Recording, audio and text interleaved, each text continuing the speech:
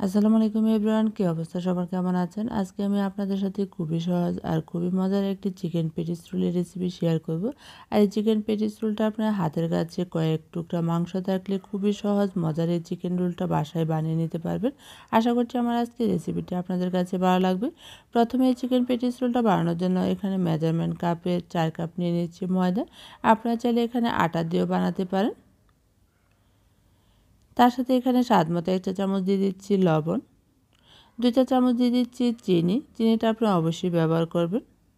তারপর দিয়ে দিচ্ছি 1 চা চামচ ইস্ট। ইস্টটা দেওয়ার পর এর মধ্যে আরও 2 চা চামচ দিয়ে দিচ্ছি রান্নার তেল। এখন সবগুলো উপকরণ আমি হাত দিয়ে ভালোভাবে মিশিয়ে নিচ্ছি। মেশানো হয়ে যাওয়ার পর যখন এরকম সবগুলো শুকনো উপকরণ মেশানো হয়ে যাবে, তখনই কিন্তু আমি এখানে খামিটা রেডি করে নেব। তারপরে এখানে কুসুম গরম পানি নিয়ে নিচ্ছি 1.5 কাপ।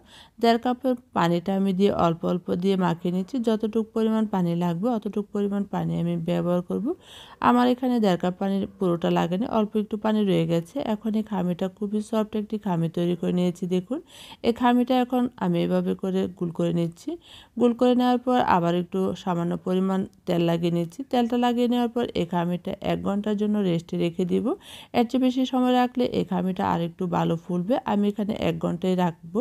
তারপরে আমি এখানে ভিতরে পুরটা রেডি করে নিচ্ছি। পুরটা রেডি করে নেওয়ার জন্য প্রথমে প্যানের মধ্যে দিয়ে দিতে হবে 1/4 কাপ রান্নার তেল। তেলটা দেওয়ার পর তেলটা যখন গরম হয়ে আসবে এর মধ্যে দিয়ে দিচ্ছি 1 কাপ পরিমাণ পেঁয়াজ।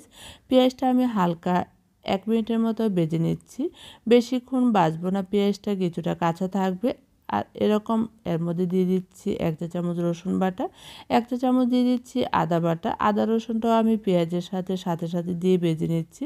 পেঁয়াজ রসুনটা যখন এরকম করে ভাজা হয়ে যাবে, সবটা 1 মিনিটের মতো ভেজে নিয়েছি। তারপরে এখানে দিয়ে দিচ্ছি চিকেন কিমা। এই কিমাটা আমি মুরগির বুকের মাংস এভাবে করে কিমা করে নিয়েছি। আর এই কিমাটা আমি রাত্রে ফ্রিজে রেখে দিয়েছিলাম 1/2 চা চামচ করে আদা রসুন দিয়ে লবণ দিয়ে মাখিয়ে। তারপরে এখানে পেঁয়াজের সাথে কিমাটা মিশিয়ে নেওয়ার পর এর মধ্যে দিয়ে দিচ্ছি 1/2 চা চামচ হলুদ গুঁড়া, 1 চা চামচ দিয়ে দিচ্ছি লাল মরিচ গুঁড়া, 1 চা চামচ দিয়ে দিচ্ছি ভাজা জিরার গুঁড়া, 1/2 চা চামচ দিয়ে দিচ্ছি সাদা গোলমরিচ গুঁড়া, 1/4 চা চামচ দিয়ে দিচ্ছি এখানে গরম মশলার গুঁড়া, স্বাদ মতো 1 চা চামচ লবণ দিয়ে দিচ্ছি। এখন সব কিছু আমি ভালোভাবে মিশিয়ে নিচ্ছি।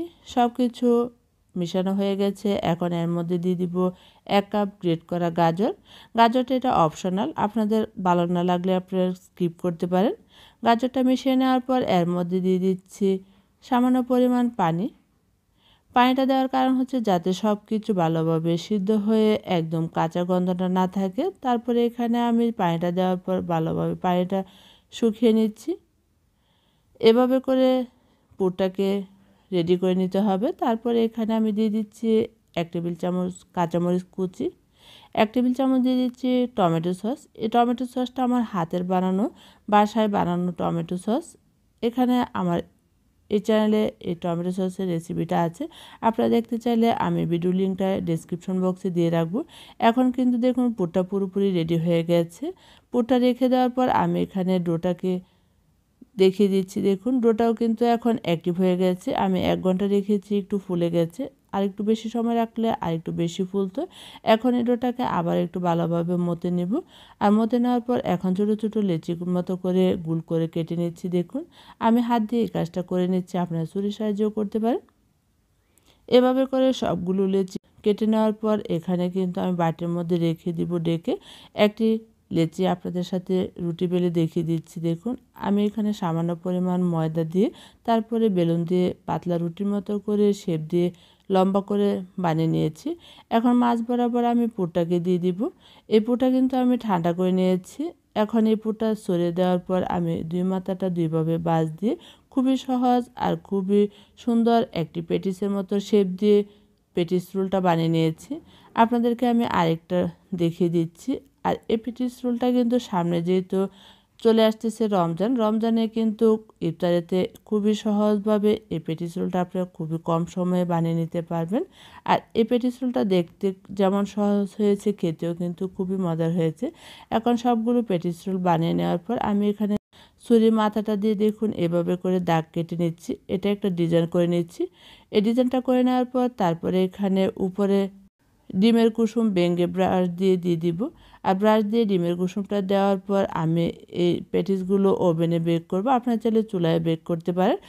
ওভেনে আমি 180 ডিগ্রি সেলসিয়াস তাপমাত্রায় 5 মিনিট প্রিহিট করে নেওয়ার পর এখানে 25 মিনিটের মতো রোলটাকে বেক করে নিয়েছি। বেক করে নেওয়ার পর দেখুন কতটা পারফেক্ট সুন্দর একটি কালার এসেছে। আপনাদেরকে এখন ভেঙেও দেখিয়ে দিচ্ছি।